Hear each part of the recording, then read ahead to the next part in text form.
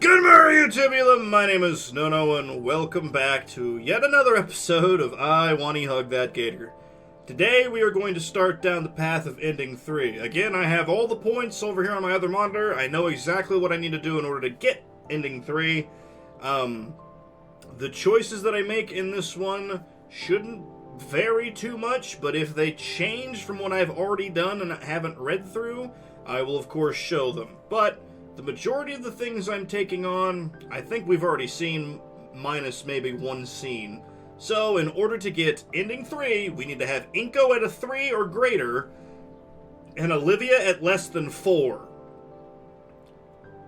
So, if I got them both to 3 points, we get ending 3, which just seems poetic, doesn't it? So, I'm gonna jump cut away.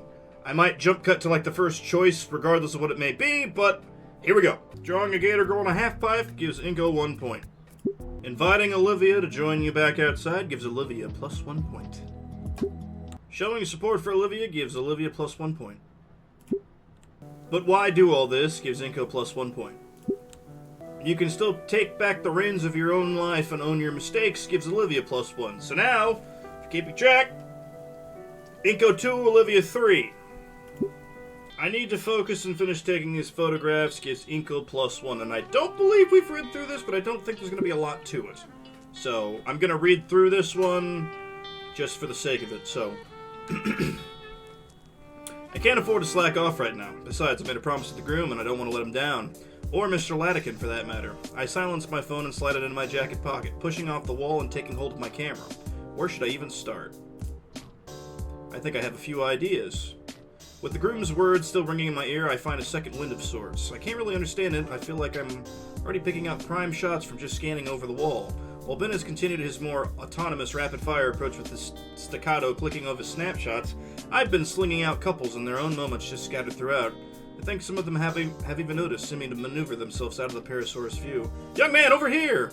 An elderly dino catches my attention, waving me to her table where she and her family are sitting. We need a good Christmas card photo if you would be so kind. Of course, ma'am. The large group moved to one side of the table from me, smiling sincerely at my lens. The first shot seemed perfect, but for their sake, I made sure to take a couple extra. Thank you. Do you know how long this will take to be developed? The photo should be developed fairly quickly. We'll be sure everyone gets these before the end of the month. They smile and nod, letting me return to, don't forget us! Yeah, get me and my wife! My next clients pull me aside to take shots at them in a secluded corner, and after that some of the bridesmaids have grabbed me to take shots for them. It isn't long before even some of the servers are wanting pictures of themselves posing in front of the decorations. Somehow I'm able to squeeze my way out of the mayhem and make my way towards the back of the venue in order to get some much-needed fresh air. Shortly after, I noticed Ben doing the same thing, though he manages to do so far more gracefully by talking his way out of whatever request the wedding-goers have for him. It makes me wish I was better at communicating and asserting myself in these kinds of situations. Ben takes notice of me and approaches at a very casual pace with no one else seemingly taking notice of me. Taking a breather? I just give Ben a nod of my head, causing him to smile and adjust his glasses with his index finger. Well, the wedding's almost finished, so the worst of the workload's behind us. That was good. Ben checks his phone. 8 hours? Jeez. Yeah, man, my legs are starting to hurt. You're telling me you don't even have a tail. How do you think I feel? We sigh together. It's the first bit of silence we've had in a while. Across the room, the bride slumps into a chair, trying to kick off her heels. The groom sees me and shrugs a bit, smirking. So, how are you feeling about the pictures you've taken? I think I'm pretty confident in mine. Once you have the right equipment, it's just a matter of socializing right and getting the right shots for these sorts of events. I'm satisfied. You? Honestly, I'm not sure. I've been taking all these pictures, right? But it's like, something's missing. Missing? You make it sound like some grand art thing. I know. Back across the room, the bride motions to her new husband. It looks like it's the time of the night for him to carry her out in his arms like in all the movies. She was probably not expecting those slick moves to position her on his back like a child. He laughs to himself while she pouts loudly and holds onto his hair to keep balance. We definitely didn't see that before. That's cute. I like that picture. It looks juvenile, honestly, as the bride taps at the exhausted groom's head with balled-up fists, but he's laughing. A laugh so infectious that her pout is replaced with delighted giggles of her own when he finally catches her hand in his and just holds it. Once again they're talking, and the bride is melting into putty at his quiet words. For how menial it is, and how crude that guy was earlier, that understanding and genuine playfulness between them. That thought, I'm already looking through my viewfinder and making the focusing adjustments for the perfect shot. The shot is cheesy, but sincere. They both look beyond exhausted, their clothes showing the wear and tear of the night, and their body language screaming their need of sleep, and also the smiles they have as they try and look at each other in their awkward positions, speaking metric volumes of just how happy they all are after it all. Why'd you do that? Do what? You took a picture just now. Did I? When did my finger get placed over the shutter button? I guess I did. I checked the new entry in the camera roll.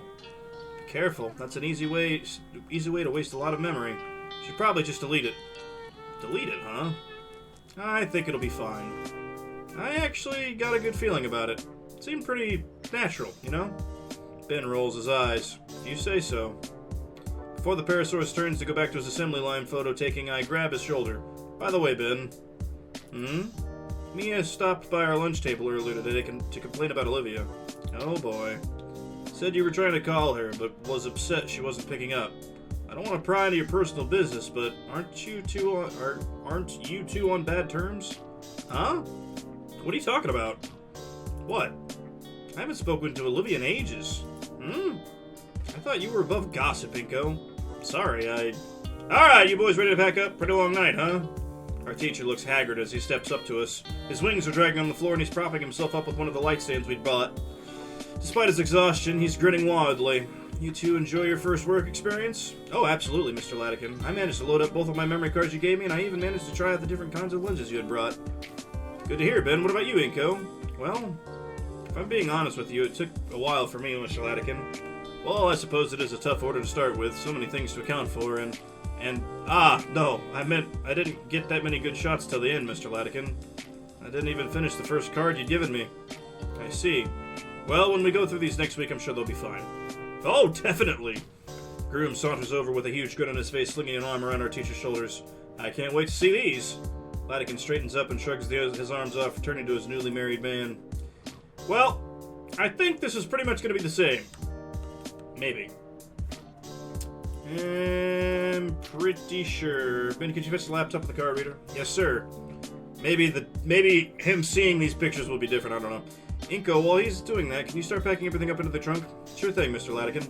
Before I turn away to start, the petired Patario takes the camera from me. We can sit at the table over here. Two older men head off, leaving Ben and I to start packing up everything. While Ben and I are busy dismantling the multitude of standing flashes and lamps, the bride, groom, and Mr. Latican sit at a cleaned-up table with a laptop before them. I can't really make out what they're saying, but I can kind of tell based on the way the three switch between quietly focused and laughing loudly. By the time the back of the car is loaded up, the last of the wedding party has departed. Nothing left to do, Ben and I linger a bit behind the group. Yeah, those came out pretty dang great! Thanks again for... Hello, what's this? The laptop displays the last picture I took, somewhat unintentionally. He scans the photo with a critical eye. He nods and chuckles with approval. Okay, kid. Good job. Be sure to print this one out for me, Trent. I'm gonna put it in my wallet. Sure. Despite how lackluster his compliment is, I can't help but feel proud of my work. It's been a while since I felt like this. Okay, yeah, so that was what was different. Either way, it's not long before we climb into the car and begin our journey back to the school. I settle into the rhythmic motions of the car as it glides along the road. The cityscape of Volcadera Bluffs passes by, and I can't help but admire it. The mood is quickly killed, however, as Vin calls a certain red-scaled girl. The saccharine lovey-dovey talk makes my head hurt, and I can guess by his expression that Latican feels the same way. He changes the subject by asking if my parents can pick me up. Looks like I'll be taking the late-night metro home. Still, I had fun today. I bring out my own phone, noticing the half-dozen messages Olivia had sent while I was busy. Guts bet me some sunflower seeds that Ben would win. While there were more messages, that one in particular had me thinking. I mean, it wasn't a competition to begin with, but it's also the fact that the groom hadn't complimented any of Ben's shots, so... Collect your winnings, Olivia. Dancing Gator! Good job, Agent. You deserve a reward for your hard work. Reward? What kind of... Oh my. Would she really? She knows that I'm with Ben and Latican. The interior of the car feels a few degrees warmer as I await with bated breath. Inko, you okay? You're breathing pretty hard. Fine! Perfectly fine! Just the car's sick. Make sure there's absolutely no way anyone except me can view my screen. As extra protection, I dim the brightness of it to the point that I'd only be able to see a thing in the darkness of the car. Finally, Olivia's text comes through. I hold my breath before opening my eyes to see... Right.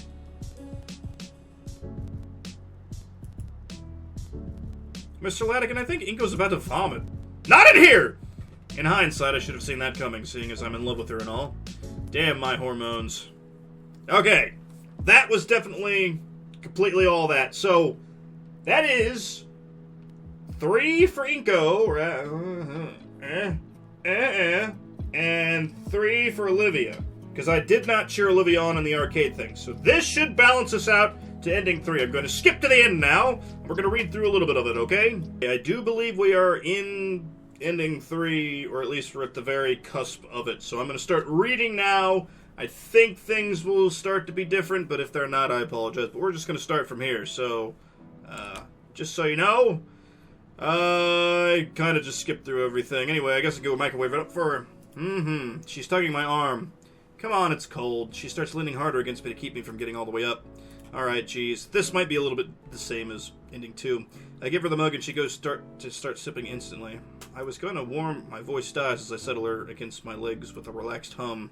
Her body relaxes more and I'm allowed to sit up enough for her to settle in by my shoulder. She's warm. The two of us watch Damien's game continue. I'll start speaking English now, sorry. Olivia continues sipping down her drink, letting one hand free from the mug. Her hand finds its way to mine and our fingers curl around each other. Damien plays a few more games. I don't really keep track of how well he does. He finishes one last match and yawns, stretching back over the couch. Alright, that's probably enough for me. I'm gonna get going, give you two some space. Okay. Damien gets up from the couch and slides his controller near the cabinet where it lied before. On his way out, he stops to look right into my eyes. Hey, keep things chill, man. Don't do anything stupid, alright? Yeah. He nods and heads off to the depths of the house. And just like that, it's quiet once more. Is she asleep? Hey. I don't think you've seen my room before, have you? Not at all. Would you want to see? I'd love to. I watch her blush. Am I getting good at this? Oh, okay, just walk me there. Similar to before, I help Olivia off the couch and we shuffle our way towards her room. Okay, this is going to be the treasure box. Right. Yeah. This will be the treasure box. Okay. We're going to jump cut here, sorry. I'm going to cut in here because normally whenever you're skipping through dialogue, it lets you skip things you haven't seen before. It won't let me skip through this, so I'm assuming the meeting with Principal Scaler is going to be different. So, taking a deep breath, I reiterate what Olivia and I had told our former art teacher back when he had saved us from the blonde bitch currently glaring daggers at me. From the moment Mia took Olivia away to finding them in the classroom to when she slapped herself in the face with a glitter-covered poster.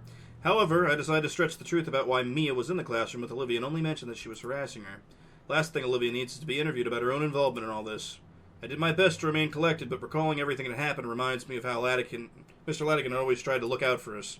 My throat dried out as I continue on in spite of my faltering voice. By the time I end up... God, I take a pause from talking, and all of a sudden everything goes away. By the time I finally get to the end, I sound more like a squealing hinge than a person. Mr. Nito. Principal Scaler's voice brought me back down from my memories and into the room. Mia was sneering at me. Ben's brows were knitted together in worry, and the principal... Thank you. That's all I needed to hear. She moves from around her desk, the sheets of paper she had been looking over in her hands once more. The principal stands directly in front of us now with an unreadable expression. In addition to the report itself, our Mr. Latigan left behind his account of what actually happened. In it, he describes Mia's action as openly hostile and intentional. Actions that were only interrupted once he used... Scaler's sighs in astonishment once he uses the estrus taser. However, it seems Latigan left some things out of his report. There's no motive for anything that happened, no matter who was at fault. I'm not sure why he'd leave something like that out, but as it stands, there are far too many unknowns here for my liking. Now, I would like to give the benefit of the doubt, especially at the time like this, but given the extent of the destruction in the previous... She's struggling, ma'am, please! Making a big deal of this during an audit isn't going to look good for the school. I'm finding it hard to believe your intentions here are completely professional, Mr. McKnight. He freezes like a deer in headlights. Scaler grumbles to herself, placing a hand on her head while we all await the verdict. I feel bad for her. Between the mountains of paperwork and the half-dozen mugs on her desk, it's easy to tell she's overworked. It would bring me no greater relief than to have you expelled and out of my hands. Fortunately, I don't have the time or energy to deal with this. Mia, you're suspended for 3 days and I'm marking your record again. Now, if you three don't mind, leave my office and leave me be. She doesn't even look up to any of us. I turn towards Ben, who both look scared and relieved, and Mia, who looks positively overjoyed. She practically skips out of the office without another word, leaving both Ben and I to stare blankly for a few seconds. Another glare from Scalar sends us both out of the room on instinct. Seriously? That's it? It all hits me at once. She just gets to walk away. After everything she did to Olivia, she gets the equivalent of a slap on the wrist. I watch as Mia happily strolls off down the hall, a good distance ahead. Are you okay? Am I okay? Ben, what the hell are you thinking? On top of everything else between our teacher dying and what Olivia's going through, could this have not fucking waited? Look, no, Olivia, is she alright? She crashed her wheelchair. She's stuck at home. She could barely leave her room, let alone the house, and you're over here playing games with interpersonal drama like a school child? Nico, I'm sorry. Are you? Because here you are dragging me halfway across the school so that crazy bitch can use me as a scapegoat when I just want to go home. And you're helping her by being her lawyer! Holy shit, dude! I used to have respect for you! Look, it's not like that. Then how is it? It's hard to explain. You know what? I'm already drained. I don't have the energy to spend on this. Inko, nobody's actually in trouble. It's fine. My withering glare does its job as Ben reluctantly backs down. Look, man, it's just for the best, you know? For Olivia, for the school. I can't believe this. Now I know why Olivia hates you. I feel a cruel satisfaction as my words lash at Ben, his face growing more distraught. Get your shit together, man. I turn to leave and get away from everything. Inko, please, you don't understand. Yeah, I really don't. Just listen to me, okay? No. With nothing else left to say, I leave without bothering to look back. By now, it's about lunchtime, meaning I can hang with Damien and Liz. Definitely needed after all this. After school, I took the metro back home to shower and put on some new clothes. As it turns out, my parents really were on a business trip for the weekend, as indicated by a sticky note on the fridge. Randy opens the front door to let me in. Ah, there you are. Damien mentions that you'd be coming over later. Hey, Randy. Say, Inko, I was wondering if you wouldn't mind shoveling the snow off the driveway when you can. Really appreciate it, and I'll even pay you a couple bucks for it. No need for payment, sir, as thanks for letting me come over unannounced again. Thanks a bunch, really. As Randy leaves, I collapse onto the couch and let my head rest against the comforter. God, the whole thing with Ben and Mia really took a lot out of me. The weight of my heavy thoughts drags my head sideways until I can see Olivia's bedroom door. My eyes linger there as I consider getting up to see her or just giving her some time to come out. She has to know I'm here by now, right? She probably does. She also doesn't want to do her silly knee walk thing again. Wonder how mad she'd be if I caught it on camera. A presence then cuts off my view before sitting right next to me. Hey, you alright, Inky? You were kinda out of it at lunch. For a moment I considered telling Damien about what happened, but honestly the last thing I want to do is bring this sort of drama into what I would consider my safe haven. Yeah, I'm alright, Damien. Just had a rough time in school and I'm hoping to take my mind off of it. Ah, that's pretty understandable. I mean, with everything that's been going on and all. If you only knew. In an attempt to comfort me, Damien passed my shoulder. I'll tell you what. I'll finish up my homework and we can chill over a game of Rock Ring or something. That sound good? Yeah, that sounds good. Sweet! Alone again. My stomach is aflutter with butterflies as I get up from the couch. Olivia's room is just a couple steps away, and with each one stirs the butterflies even more. Once I reach it, I feel like I'm in the shadow of a Colossus monolith. Come on, Inko, you just gotta knock. Darn it, arm, just lift up. Stop shaking! Knock, knock. I'm awake, Uncle Randy. It's me, Olivia. I hear a quiet shuffling before Olivia speaks up more loudly this time. Inko? Yeah, are you okay? Decent? Damn you, brain. Can I come in? Yeah, just watch your step. Watch my step? My hand is still shaking as it makes contact with the knob. With a deep, calming breath, the butterflies finally start slowing down, and I'm able to push the door open. And see blackness. Olivia? The room is extremely dark. The only source of light is coming in from the entryway.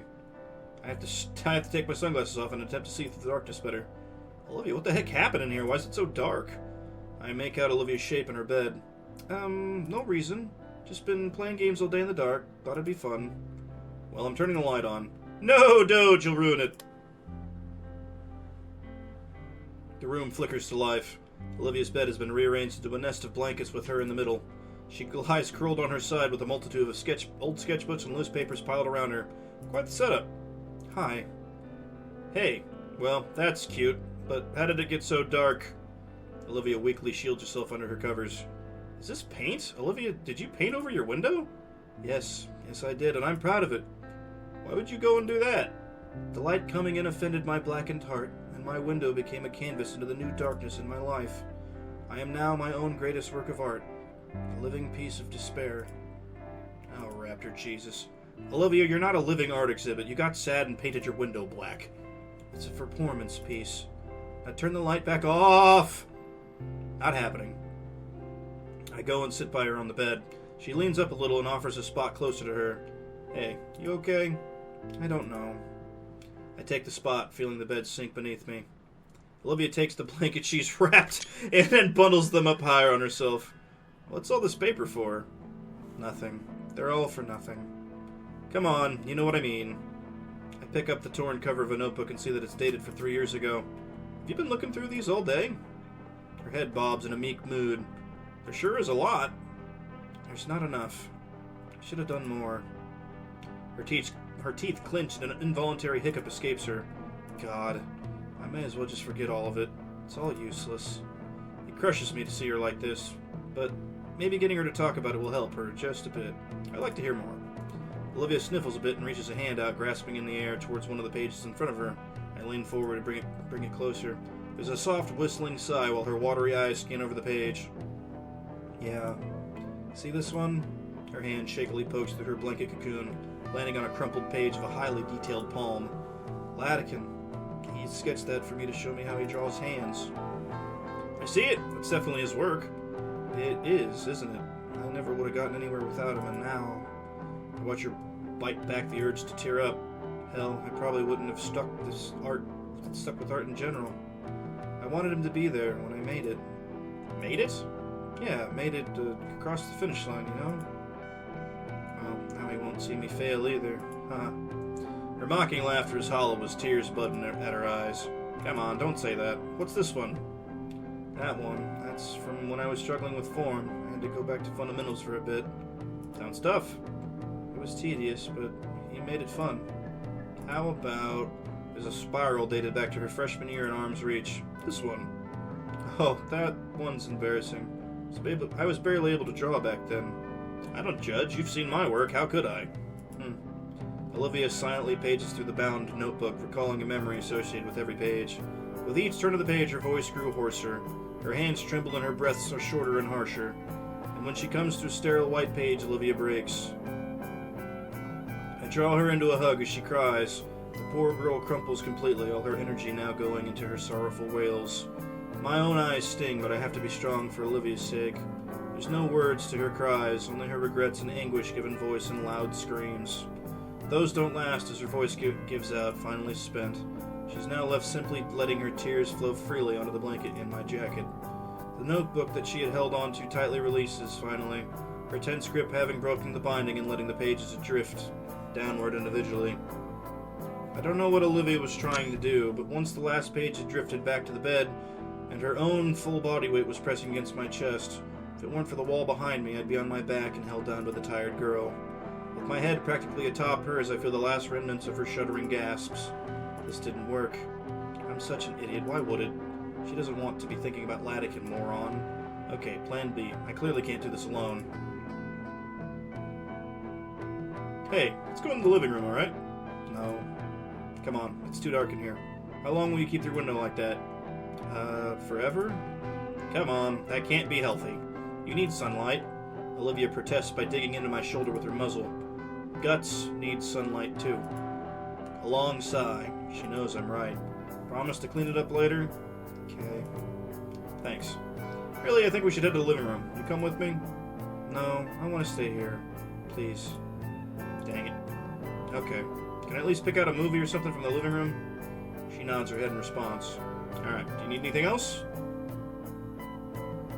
There's some soda in the fridge. Bring some for both of us. Alright. I move my legs over the edge of the bed and hop off. Olivia gasps as the blanket comes up with me. I think that's the first time we've seen her leg. Oh my god. You weren't supposed to see that. Olivia, are you alright? What happened? Olivia hides her tear-marked face with her hands in shame. I tried to walk. You what? Her hands drop along with her head. I don't know. With her eyes drained of life, she stares at the mess of papers before her. Everything's gone. Nothing makes sense anymore. All I have is this hollow feeling, and I wasn't thinking at all, and Olivia looks up at me again, eyes pleading for something. I try for a miracle, okay? Do you blame me? I don't know what to say. Does it hurt? I'm fine. It just tingles. Maybe that means there's some feeling below my knee. Isn't that good? No, it's not. We need a first aid kit or something. Inko, it's not even that bad. What if it gets infected? I watch as Olivia gets ready to protest, but finally sighs in defeat. Fine, just get it over with. I'll go get Sophia. She probably knows how to... No! Why not? I don't want them to know, alright? Olivia, I'm not a doctor. I can't even remove a splinter without screwing everything up. Olivia casts her look aside. Man, she's not intending to follow up on this at all. Be right back, okay? Olivia softly whines. With haste, I quickly leave the room to search for anything that might be able to help. After rummaging through the house's medicine cabinet and freezer, I managed to find an ice pack, a first aid kit, and a neolithin. I do not know what the fuck that is, unless it's supposed to be Neosporin. Damien's not around. He's probably in his room still. Alright, that should hopefully be enough. I return to find Olivia exactly where I left her. The first aid kit is placed on the bed next to her. Olivia averts her gaze away from me as I tend to her wound. Grabbing the neolithin, I squeeze a dollop of the medicinal cream on the injury and spread it evenly. It must be fucking Neosporin, they just can't say Neosporin. Then I apply the house pack to the wound and wrap the whole thing with gauze, making sure not to make it too tight. Although my work is clumsy, it takes 3 or 4 tries and maybe 10 minutes to get it right. Alright, I think I should do it. Let me know if it gets too cold. I look up to see Olivia still looking away from me, giving her best pouty expression. I know you don't like being taken care of, but I don't want you to get hurt. Yeah, well, it's still weird. I place a gentle hand on the side of her snout, gently coaxing her to look back at me. Feeling better? She still tries to look annoyed, even as I use my thumb to caress her cheek. Eventually, the last of her defenses fall, and a faint, pained smile forms across her faces. She nestles further into my hand. Yeah, a bit. Good. With that taken care of, I finally breathe a sigh of relief. Now to figure out the next issue. How do I get her into the living room? She's definitely not going to do her silly knee walk. Not with how her knee currently looks in the world's largest grape. That left only one real option. Forgive me, legs, for what you're about to go through. With the utmost care, I slowly stride in the living room with Olivia in my arms. I can feel her claws digging into the back of my jacket and her tail bumping against my leg. Getting her through the door was a struggle, but Olivia coaches me through it and even shuts the door with her tail. Damien's laying on the couch, engrossed in some game. He turns to see us at the sound of Olivia's door closing. Hey, there you guys are. Vinny waves from the recliner. Hey, Vicky! He must have gotten home while I was bandaging Olivia's leg. Hey, guys. Why are you carrying her like that? My wheelchair's busted, remember?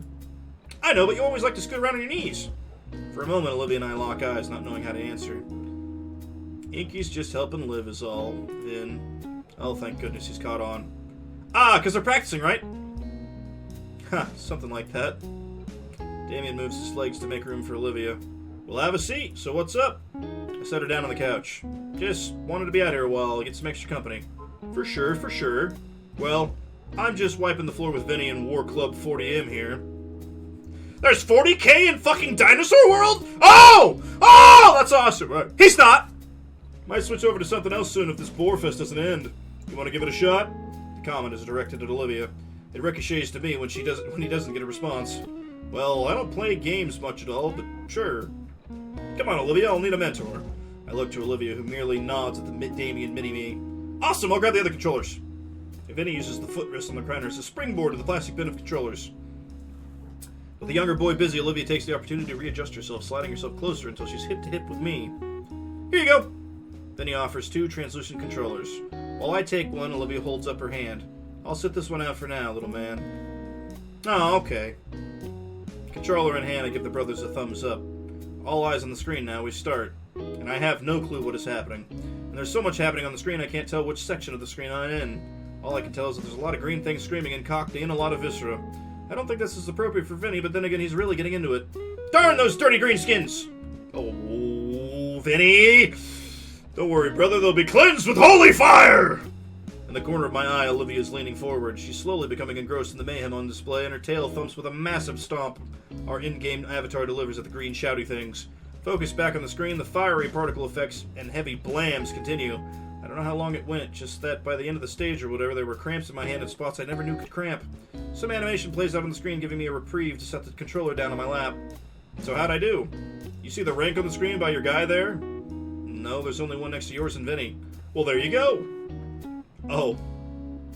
You sucked pretty bad. Give me here. Give me mine. I pick her controller up on the floor and she takes it.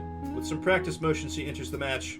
Alright, I'll show you how to really play this game. Now with Olivia in our squad, she managed to pick up my slack. Watching Olivia play and with her tutorship, I start to get the hang of the game. For a moment, I look away from the vitriol bloodshed and see that Olivia's enjoying herself. Surrounded by her folks playing this silly game for a few hours. Just for a while, she's feeling a little bit better. A few games later, there's a knock at the door. Vinny jumps up to get it. Hi, Dad! A figure stumbles in through the blizzard and removes his heavy jacket. Jeez, this weather. Hey, all. Ingo, didn't expect you to still be here. Evening, Randy. Randy tosses the bag of salt on his shoulder to the living room floor with a loud thud. Playing games together, I see. I hope that means you got all your homework all squared away. Yeah, it's taken care of. Vinny threw his in the garbage disposal, though. I didn't! See, he's denying it. Hey, War Club, huh? You've probably gotten more use out of that game than me by now. Nah, your record's still here. You want to join us? Randy sucks the air in through his teeth. Tempting, very tempting, but it's my turn to figure out dinner tonight. Come on, Pops. You barely get time to relax like this. I know, but rules are rules. Plus, I'd hate to see your mom cook after enduring all that cold. Poor thing is more frozen than an ice cube. Something warm does sound good right about now. Oh, I just remembered. Hold on. I think I got something. Aha! I hold out the coupon I was compensated with from the art contest. 2 large, 2-topping pizzas for $13. I'm unsure if Damien or Vinny's face lights up more at the mention of pizza, but Randy outshines both of them at the insane price drop. Even Olivia's heartbeat slightly intensifies. Holy moly, that real? I passed it over to him. I've been saving it for a while. Seems like a pretty good time. Well, alright, let's make it a pizza party then! Randy takes a moment to dial the number and make the order. I go in to check on Olivia, who looks just as ecstatic as the Payne brothers. It's just pizza, no need to hyperventilate. I so need this right now. It'll be like a half hour. What's your favorite? Anchovies. Really? Heh, they don't sell them much these days, though. Something to keep in mind. Randy finishes his call and gives a celebratory fist bump. You're a lifesaver, Inko! I was planning on getting together some sashimi or something. Sophia said she finally wanted to try my specialty. Phew! We got 2 large meat lovers coming in. And this place is pretty fancy. They got stuff like you like, Olivia. So I asked for an extra pie, piled high with as much as they could put on it. Olivia's face beams with joy, and the end of her tail wagging with an excited puppy. Alright, the king is in the house. Someone give me a turn. Oh, I forfeit my controller to the patriarch. He gracefully takes it and shoos Vinny off of his seat. The little one repositions himself on the carpet. I watch as the family play together, and I feel a pang of jealousy. Especially as Randy and the brothers banter with one another, really getting into their on-screen characters. While Olivia remains silent, I see a smile tugging at her lips as her fingers hammer away at the controller's buttons. I try to picture my own family in their places, but the image is so surreal that it could be displayed as a piece of modern art. Shaking off those thoughts, I return my focus to the television and the hyper-violence on display. Still no clue what's happening on screen. I want to ask Randy about what War Club is all about, especially with all the funny accents being thrown around. Maybe Olivia can fill me in later. As far as I can tell, it's just dudes in the silliest looking armor fighting really ugly aliens. That happens to have British accents. Randy, I thought you were going to prep those fish I'd bought by now. Change of plans! Inko threw us an offer I couldn't refuse. It's a pizza party now. The Dino Patriarch looks at his watch, and as if summoned by the simple gesture, a series of knocks sound off from the front door. That would be our dinner. Randy heads for the door with a hand already reaching for his wallet. Pizza party? Christmas isn't until next month. Isn't it a little early to start this sort of thing? Ha! Of course not. There's always time for a little fun. It's Friday night. Randy returns with the boxes stacked on his arms. Let's dance! He sets the boxes on the kitchen table and hands his wife the used coupon. Wow, alright then. See? Everyone okay? Get a plate and get some. Feel free to make a mess if you want to clean up dirty. Damien and Vinny leap from their positions and have their plates in a blink of an eye. The air is filled with the delicious scent of sauce and cheese as Randy opens up all the boxes. Damien and Vinny excitedly dive into their meat lover's pizza like ravenous sharks. The pepperoni and sausage pizzas on the table looks appealing, but Randy passes a plate with a slice of anchovy pizza over to Olivia. Thanks, Uncle Randy. Dang, the anchovy one actually does look pretty good. I don't want to get up to get my own plate, though. Say, Olivia, could I try one of Snap. Mine! I count the fingers on my hand to make sure it's still intact. Come on, I just want to see what it's like. That old glower.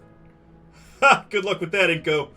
I consider what I could do to get Olivia to share, and I recall something so long ago that it feels like a lifetime ago. I slowly reach for Olivia again. She bares her teeth at me, but instead of going towards the box, my hand lands on her tail and slowly pets the muscular appendage. The tip of her tail starts wagging happily, and the Gator girl's anger melts away, only to flare up when she pulls her tail away from me. Oi! Her face is red with embarrassment. Can I have a bite now? No! Her mouth snaps shut as my hand reaches at her tail again. Inko! I give the appendage a gentle scritch this time, and it's once again pulled away. How about... Okay, I get it. She pouts, but she holds a slice out for me to bite. The pizza is absolutely smothered beneath the pepperoni and anchovies. But only one bite! With how greasy this looks, I don't think I'd survive a second.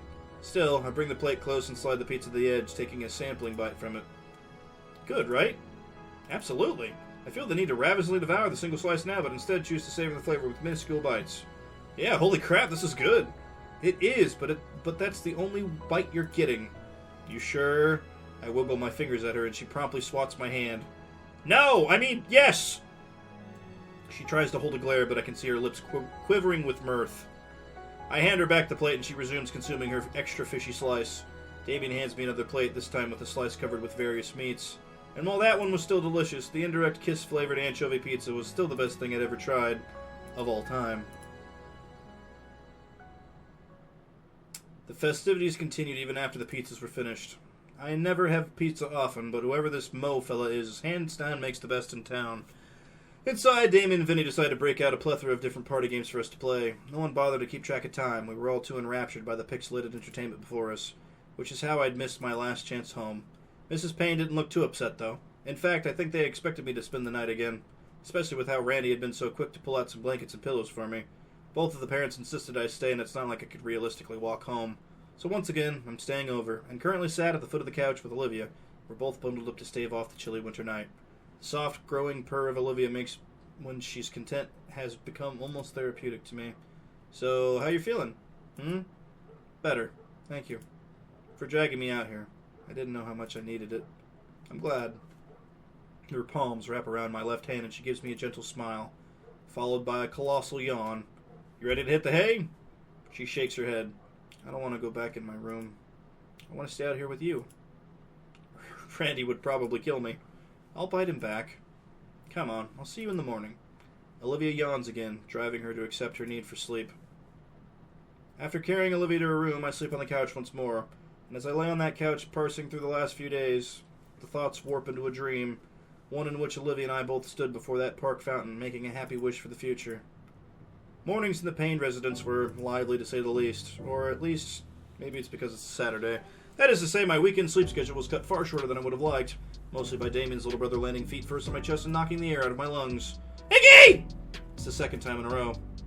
I sputter and sit up in an attempt to get back some precious oxygen. Vinny immediately sat on the pillow I had used. Morning, Vinny. Check up my phone, says it's 7:30. 4 hours too early. The TV flickers to life and Vinny starts flickering through the channels at the speed only he can comprehend. Morning, Inko. Sorry about the wake-up call. It's Vinny's favorite season. Winter? Hockey. Vinny cheers loudly and I look at the screen to see a player being brutally slammed into the protective glass of the ice rink. Ah, is Olivia up yet? Damien shrugs. Probably not. You guys were up pretty late last night. Plus, it's the weekend. Best to just let her sleep off the food coma. She'll come out of her room eventually. Fair enough. As much as I would enjoy sleeping in as well, Damien and Vinny had taken occupancy over my pseudo-bed. There is the recliner just next to us, but I'm not going to defile what must be Randy's throne. I may as well stay up then, I guess. Mind if I get a bowl of cereal? Help yourself, amigo. At least I can check on the updates with my blogs.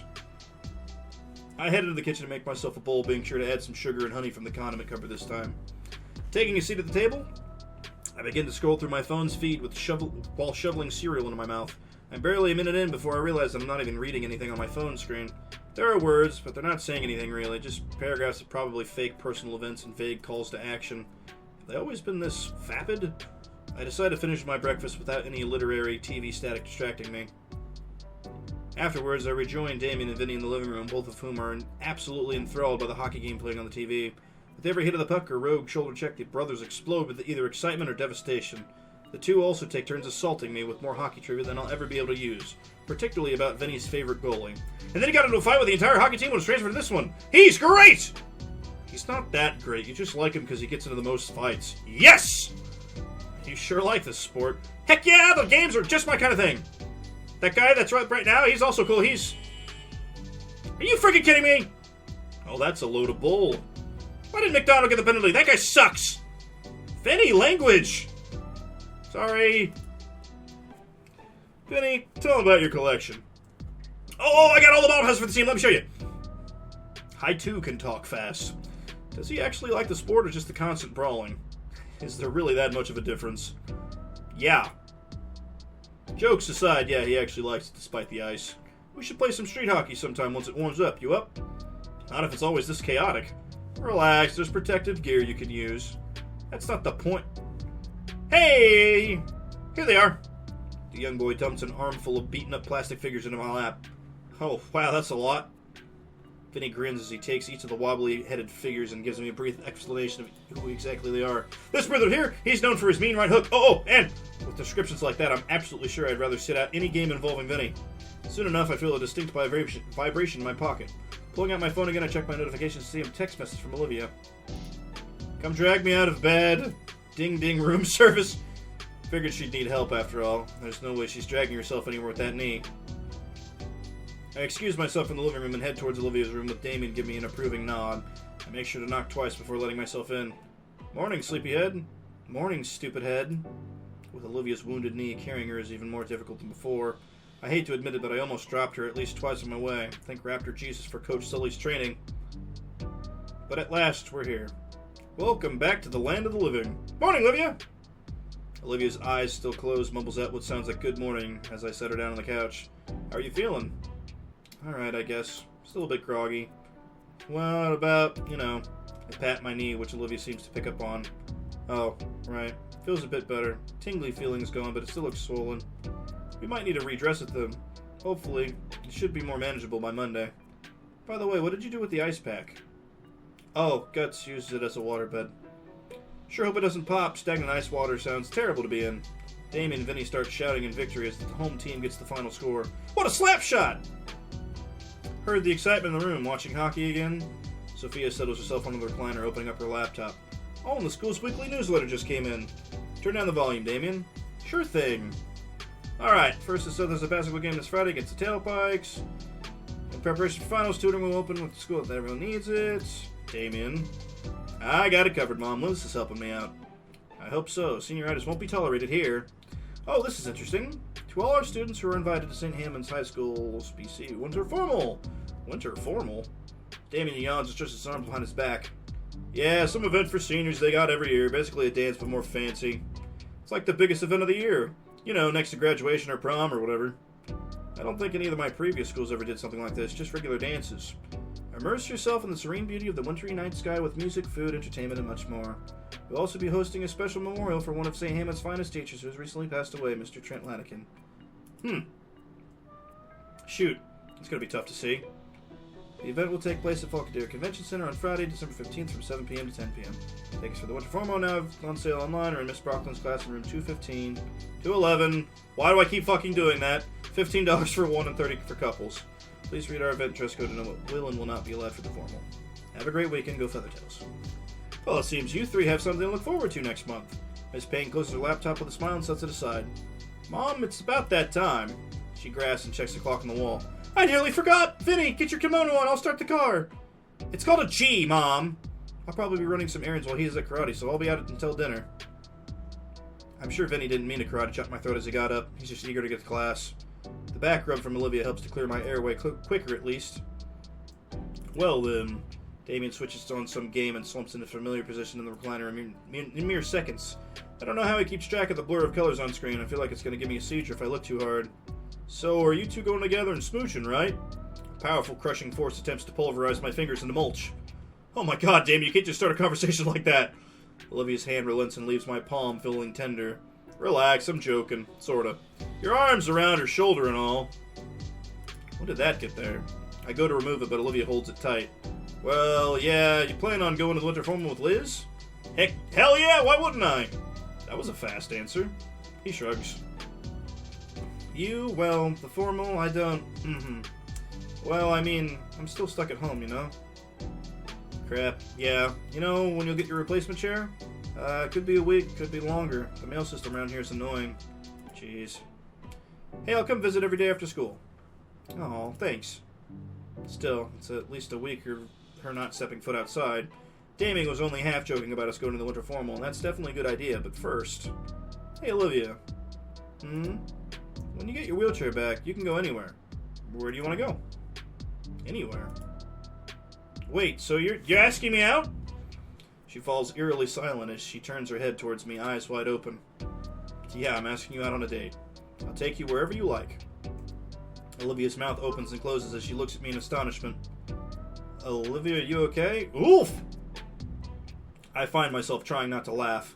Olivia threw herself at me in the strongest hug I'd ever felt, her arms and even her tail wrapped around me, pressing me tightly against her as she laughs in this cute gremlin giggle of hers. And while that giggling is infectious, my face is pressed against Olivia's ample bosom. Come on, you guys, get a room.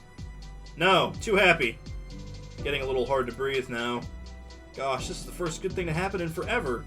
I can't even move my arms. Olivia's caught them against my own sides. Wait, she's shifting. We're on our sides now, and I can finally pull my head up enough to take in some air. So, whoa! Oh, sweet, death roll! So that's what happens, as I feel myself flipped over Olivia for a split second, then I'm back to being beneath her. I'm back again with just enough time to breathe. Olivia, we haven't even decided where to go! I feel like I'm on some kind of personal carnival ride, being spun wildly around the living room for Olivia's arms. It's fun, but very, very dizzying. When the Gator finally tires herself out, I find myself laid atop her. And while I should feel embarrassed about our compromising position... Oh, that's cute. I'm grinning ear to ear, looking down at the equally happy and lighthearted girlfriend beneath me. You good, Inko? Pretty wild response. You just asked where a date would be. Doesn't matter. Her voice shrinks enough so that even as close as I am to her, I can barely make it out. I was hoping for so long. Seeing that gentle smile of hers, it sets my heart aflutter. So where do you want to go? You decide. I got nothing. Me? Somewhere I can take Olivia to really show her a good time. How about a picnic? See if it warms up a bit and check out some of the more scenic places around? Volcadera is beautiful. I want to explore it a bit. So do I. For a brief moment, the connection between Olivia and I feels stronger than ever as we stare into each other's eyes until she goes right back into keeping me in her warm, scaly embrace. Sure, it was right in the middle of the living room with Damien present, but that doesn't matter. Okay, I'm pausing here, and we will pick this up in the next episode. Thank you guys so much for watching. Please like, comment, and subscribe. Tell me what you think about this game down in the comments below, and I will see all you no bros later. Peace for now. Bye!